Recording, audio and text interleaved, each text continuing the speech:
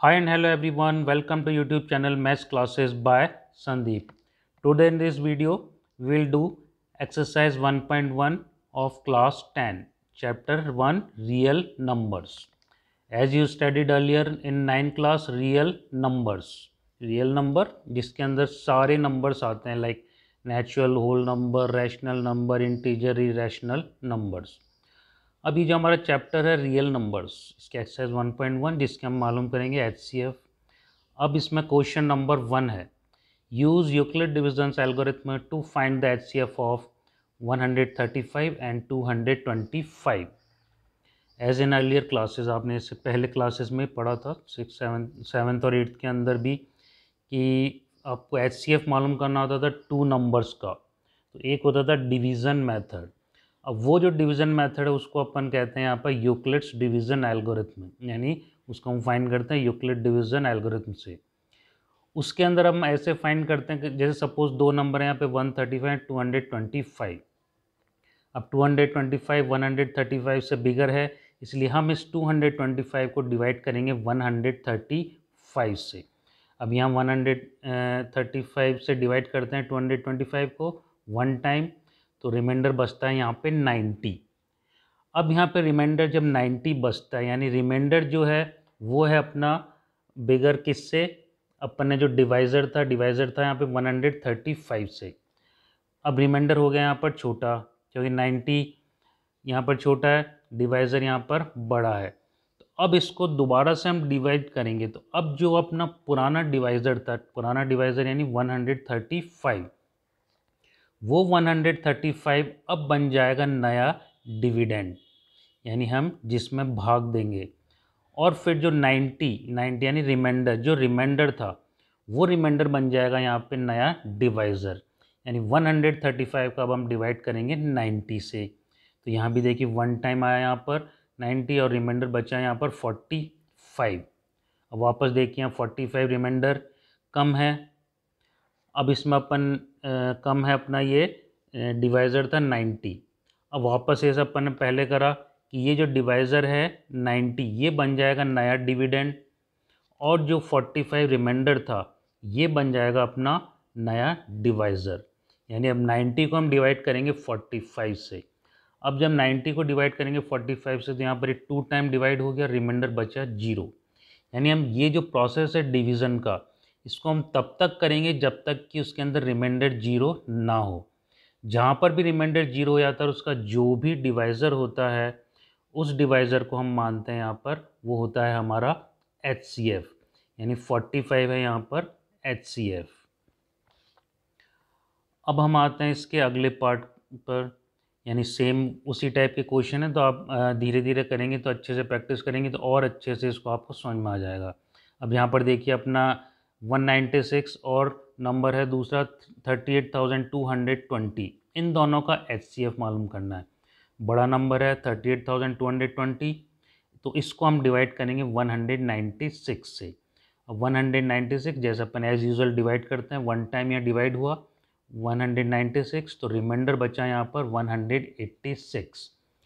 अब यहाँ पर जो नंबर है उसमें से हम जैसे नॉर्मल डिवीज़न नंबर होता तो अपन जब रिमाइंडर डिवाइड नहीं होता है डिवाइज़र से तो हम नेक्स्ट नंबर को ड्रॉप डाउन करते हैं, यानी कि जो नेक्स्ट डिजिट होता है। तो यहाँ पर नेक्स्ट डिजिट था अपना 2, तो उस 2 को अपन नीचे लेके आए तो वहाँ पर अब 186 से आगे 2 लिखा तो ये हो गया 1862।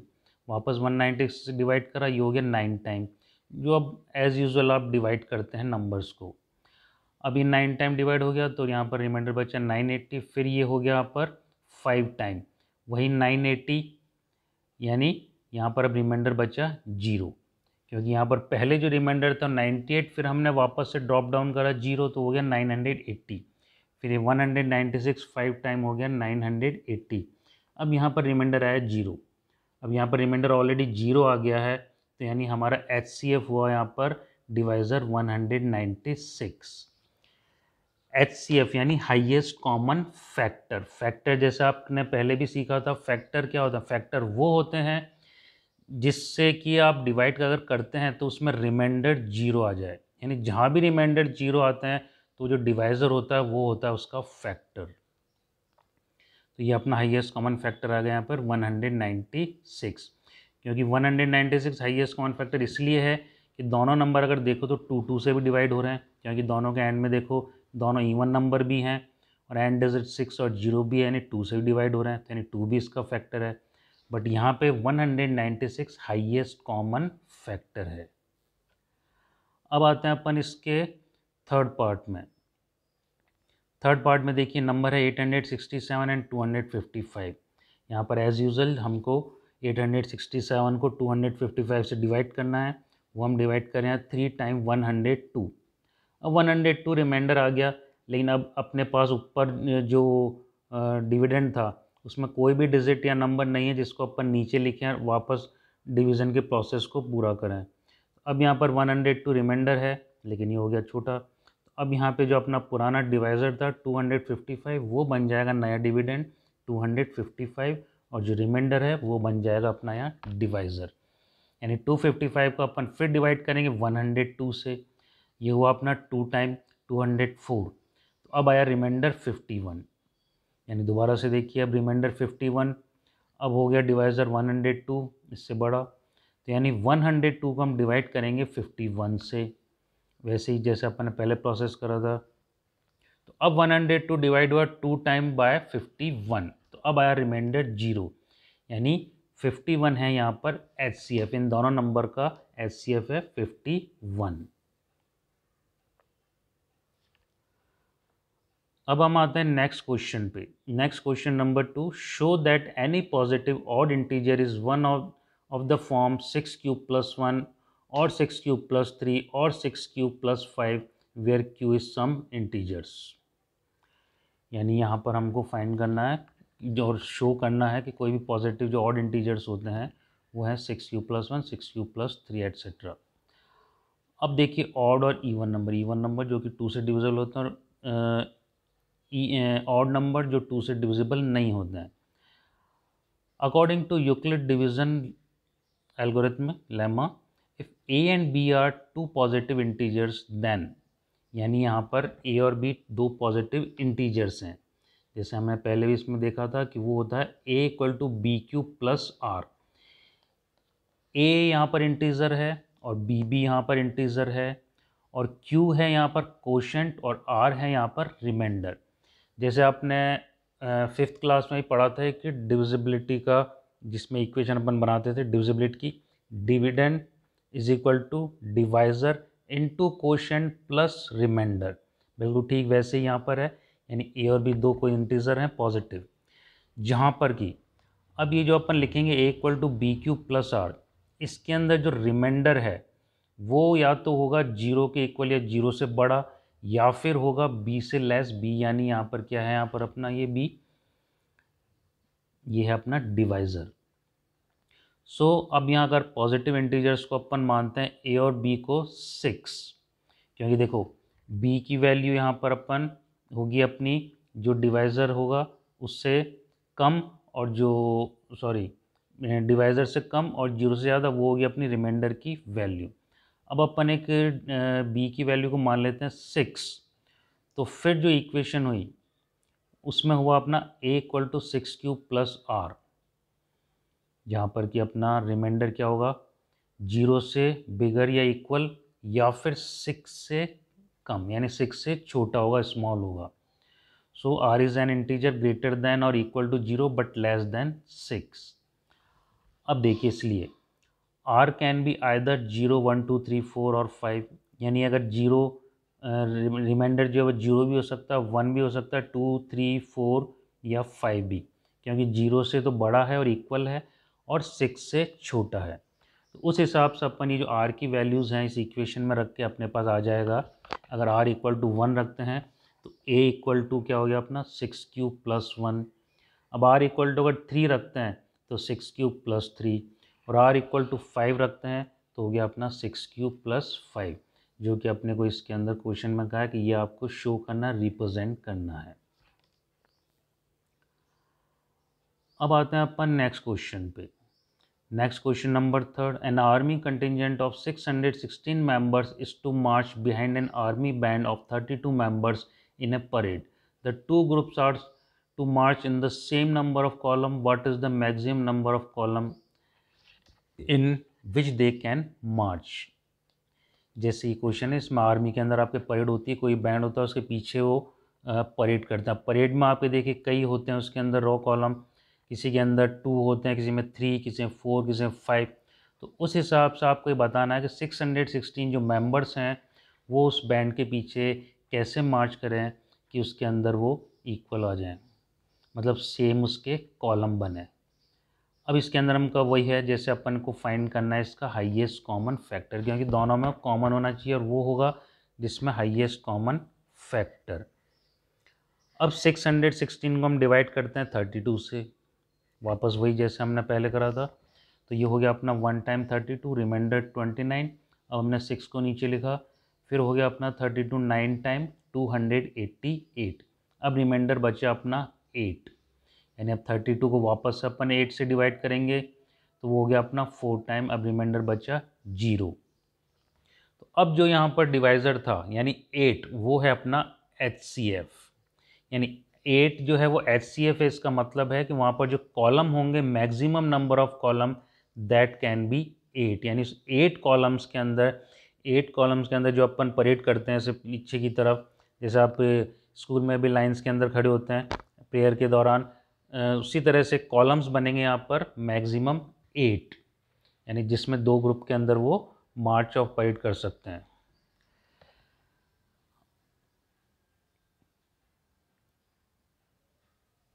अब आते हैं अपन next question number 4। Use Euclid division lemma to show that the square of any positive integer is either of the form 3m or 3m+1 for some integers of m। यानी हमने इसे सेकंड क्वेश्चन में करा था, same उसी तरह से हमें इसमें करना है।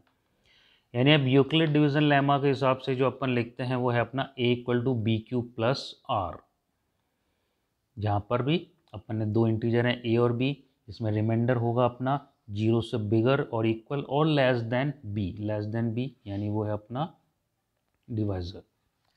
Late positive integer B a and b equals to 3, b equals to अपन 3 मान लेते हैं, तो a इक्वल टू हो गया 3q+r। अब यहाँ पर b यानी कि 3 है, तो यानी कि जो r की वैल्यू होगी वो होगी 3 से लेस या फिर 0 से इक्वल या 0 से बिगर। तो उस हिसाब से यानी हमारी अब रिमाइंडर जो है r, उसकी वैल्यू हो सकती है या तो 0 या फिर 1 या फिर 2, क्योंकि वो 3 से लेस है और 0 से इक्वल या बिगर है। इसलिए अब अगर अपन r = 0 रखते हैं, वैल्यू इसमें r = 0, तो उसके बाद ये जो इक्वेशन थी अपनी यूक्लिड वाली डिवीजन लेमा, ये होगी a = 3q + 0 = 3q। अब अपन कर देते हैं इसका स्क्वायर, यानी दोनों साइड में स्क्वायर करेंगे तो a² = 3q² = 9q²। अब यहाँ पर देखिए 9, 3 × 3, यानी इसको अपन फैक्टराइज कर देते हैं 3 × 3, तो बाकी इसमें ब्रैकेट से बाहर ले लिया 3 और अंदर 3q²। अब 3q² को अपन अज्यूम करते हैं यहाँ पर एज ए m, क्योंकि एक इंटीजर है m, तो ये हो गया अपना a² = 3m, यानी इसको अपन ऐसे रिप्रेजेंट कर दिया अपन ने 3m की फॉर्म के अंदर। अब अपन इसमें सेकंड में करते हैं, उसमें भी अपने को जैसे इसमें रिमाइंडर की वैल्यू अब है अपनी 1, तो उस केस में इक्वेशन क्या होगी a = 3q+1, क्योंकि रिमाइंडर की वैल्यू रखी है अपन ने 1। अब सेम वैसे ही अपन इसको दोनों तरफ स्क्वायर करेंगे, लेफ्ट हैंड साइड और राइट हैंड साइड पर, तो ये आ गया अपना a² = 3q+1²। ये आपने आइडेंटिटीज़ जैसे लास्ट ईयर भी और इस साल भी आपने पढ़ेंगे, लास्ट ईयर भी आपने पढ़ी थी, 9th में भी और 8th के अंदर भी a + b² यानी 3q² + 2 × 3q × 1 + 1² = 9q² + 6q + 1। अब यहाँ पर जो फर्स्ट 2 टर्म है 9q² + 6q, इसमें देखिए 3 कॉमन आ रहा है, तो उस 3 को कॉमन ले लेते हैं, तो इसमें बचता है फिर 3q² + 2q देन +1। तो अब इसको अपन मान लेते हैं 3q² + 2q को m, तो ये हो गया अपना 3m+1, यानी एक और फॉर्म अपन ने रिप्रेजेंट कर दिया a² = 3m+1।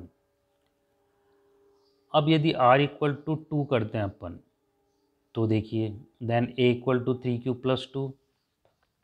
Now squaring both side, दांत तरफ स्क्वायर करते हैं अपन इसका, वापस सेम तरीके से वही 3q+2 whole square, that is 9q² plus 12q plus 4। अब इसमें देखिए, अब जैसे 4 है, अब इस 4 को अपन ने डिवाइड कर दिया 3+1 में, यानी 3+1। फिर जो फर्स्ट 3 टर्म है 9q² प्लस 12q प्लस 3, इसके अंदर अपन 3 कॉमन ले लेंगे, तो अपने अंदर बचेगा इसमें ब्रैकेट के अंदर 3q² प्लस 4q प्लस 1। इसको वापस अपन अज्यूम करेंगे m equal to 3q² plus 4q plus 1, तो हमारा ये हो जाएगा इक्वेशन के अंदर a² equal to 3m plus 1, यानी इसको हम 3m प्लस 1 के तौर से भी रिप्रेजेंट कर सकते हैं, यानी इस फॉर्म के अंदर भी। अब अपना है next question number 5। Use Euclid division lemma to show that the cube of any positive integer is of the form 9m or 9m plus 1 or 9m plus 8। जैसे हमने लास्ट क्वेश्चन में करा था, सेम उसी तरह से करते हैं यहाँ पर। यूक्लिड डिवीजन लेमा में जो अपना इक्वेशन लिखेंगे अपन, a equal to B cube plus R, where R is greater or equal to 0 and less than two b। अब यहाँ पर let positive integer B a and b equals to 3, यानी अब ये हो गया a equal to 3q plus R. अब यहाँ पर r जो है रिमाइंडर, वो है 0 से बिगर और इक्वल और लेस देन 3, यानी 0, 1 या 2, इनमें से कुछ भी हो सकता है। अब अगर अपन इसकी वैल्यू रखते हैं 0, r इक्वल टू 0, तो अपना इक्वेशन में क्या बन गया, a इक्वल टू 3q। दोनों तरफ अपन ने क्यूब करा, तो ये हो गया अपना a cube equal to 27q cube. अब 27 के फैक्टर हैं 9 इंटू 3, 3 इंटू 3 इंटू 3, यानी 3 इंटू 3 9, और फिर रिमेनिंग बचा 3, तो 3q क्यूब इंटू 9। अब यहाँ पर अपन 3q क्यूब को एज्यूम कर लेते हैं as a 5m, sorry as a m, तो ये हो गया अपना 9m, तो यानी a cube equals to 9m। अब अपन अभी अपन ने रिमाइंडर रखा था 0, अपन रखते हैं रिमाइंडर को 1। अगर रिमाइंडर रखते हैं 1, तो अपनी इक्वेशन बन गई 3q प्लस 1। अब इसको अपन दोनों साइड से क्यूब करते हैं, तो a cube equal to 3q plus 1 whole cube. यह आइडेंटिटी भी आपने 9 के अंदर पढ़ी थी, a plus b whole cube, तो ये हो गया अपना 3q क्यूब, यानी 3q cube plus 3 into 3 cube into 1 into 3q plus 1 plus 1 cube, यानी ये है a cube plus 3ab into a plus b plus b cube. तो उससे अपना ये a क्यूब इक्वल टू हो गया 54q cube plus 9q plus 1, that is equal to, अब जैसे अपने फर्स्ट 2 टर्म है इसके अंदर अपना 9 कॉमन है, तो उस 9 को कॉमन ले लेते हैं अपन, तो ये हो गया 6q cube plus q and then close bracket then plus 1। तो अब जो 6q क्यूब है प्लस q, इसको अपन अज्यूम कर लेते हैं एज ए 5, तो ये हो गया अपना a cube equal to 9m plus 1, जो अपने ऊपर क्वेश्चन में दे रखा है कि इस फॉर्म के अंदर रिप्रेजेंट करना है उसे, क्योंकि m इसमें कोई भी एक इंटीजर है। अब देखिए, फिर अब करते हैं कि इसमें r इक्वल टू अगर सपोज 2 की वैल्यू रखते हैं, तो अपनी इक्वेशन हो गई a equal to 3q plus 2। अब 3q plus 2 right hand side और a लेफ्ट हैंड साइड, अब इसको दोनों साइड में अपन क्यूब करते हैं, तो ये होगा a cube equal to 3q plus 2 whole cube. Cube के प्रोसेस में आते हैं अपन, फिर आ जाता है एंड में a cube equal to 81q क्यूब प्लस 36q प्लस 8। अब जैसे अपन ने 9 कॉमन लिया था, यहाँ भी हम फर्स्ट 2 टर्म के अंदर 9 कॉमन है, तो यह हो गया अपना 9 कॉमन लिया, तो ब्रैकेट में हुआ 9q cube plus 4q plus 8। अब जो ब्रैकेट में है value 9q cube plus 4q, इसको मान लेते हैं अपन इक्वल्स टू m, तो ये अपना इक्वेशन बन गया 9m प्लस 8, यानी a cube equal to 9m plus 8। तो ये अपन ने तीनों फॉर्म के अंदर इसको रिप्रेजेंट कर दिया है, cube of any positive number can be expressed if the form 9m or 9m plus 1 or 9m plus 8. So thanks for watching this channel, YouTube channel. If you haven't subscribed, अगर आपने अब तक subscribe नहीं करा है तो आप इस चैनल को सब्सक्राइब कर लीजिए और आप अलग अलग वीडियोस आएंगे उन्हें भी देखेंगे। सारा चैप्टर आपको ईजी तरीके से आपको इसमें समझ में आएगा। So if you liked it, then like it and share to others. Thank you very much again.